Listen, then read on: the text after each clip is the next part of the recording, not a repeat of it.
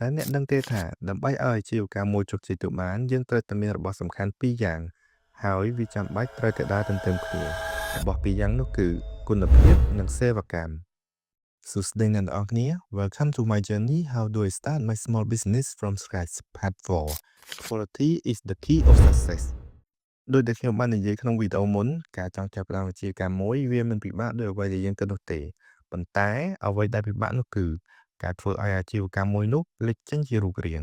ខ្ញុំជាមនុស្សម្នាក់ដែលឲ្យតម្លៃខ្ពស់ទៅលើគុណភាព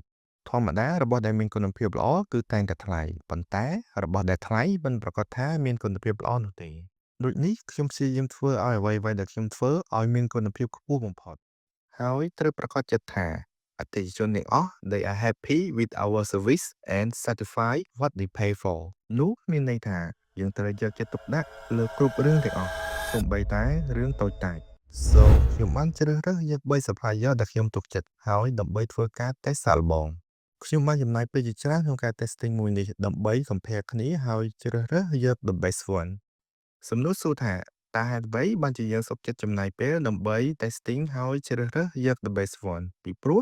អតិថិជនគឺឆ្លាតណាស់ពួកគេដឹងថាអ្វីល្អអ្វីមិនល្អហើយគេនឹងត្រឡប់មកទិញយើងម្ដងទៀតបើសិនជាយើងផ្ដល់ឲ្យគេនូវគុណភាពនិងតម្លៃសមរម្យពិតប្រាកដឧទាហរណ៍ថាបើសិនជាអ្នកបើកហាងលក់កាហ្វេ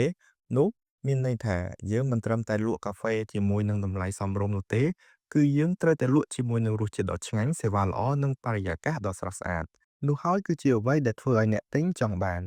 ដូច្នេះបើអ្នកចង់ឲ្យអាជីវកម្មរបស់អ្នកជោគជ័យអ្នកត្រូវតែផ្ដោតលើគុណភាពវាជាមូលដ្ឋានគ្រឹះដែលធ្វើឲ្យអ្នកឈានមុខគេនៅក្នុងវីដេអូបន្ទាប់ខ្ញុំនឹង detail អំពី product របស់ខ្ញុំ Stay tuned for next video